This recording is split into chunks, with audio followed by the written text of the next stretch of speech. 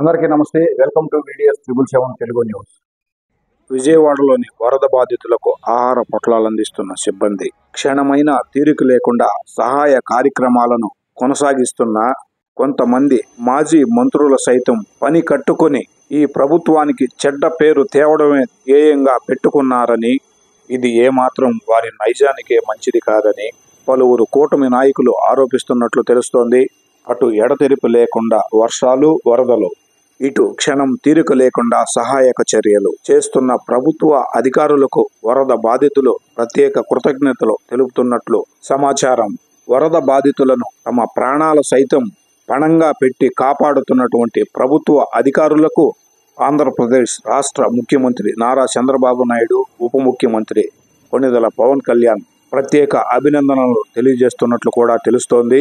వరద బాధిత ప్రాంతాలలో ఎనలేని సేవలు అందిస్తున్న ప్రతి ఒక్క అధికారికి పేరు పేరున ప్రత్యేక ధన్యవాదాలతో పాటు ఎనలేని కృతజ్ఞతలు తెలియజేస్తోంది మన VDS 777 తెలుగు న్యూస్ బృందం.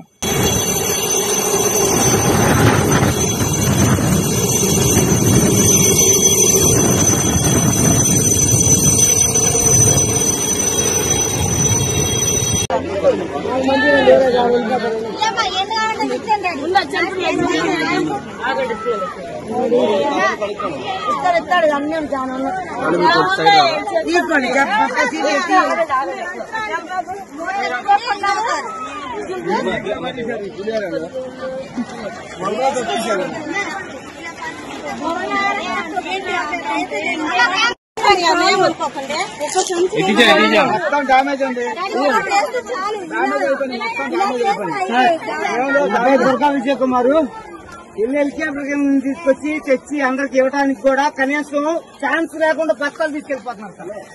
తీసుకొచ్చి అందరికి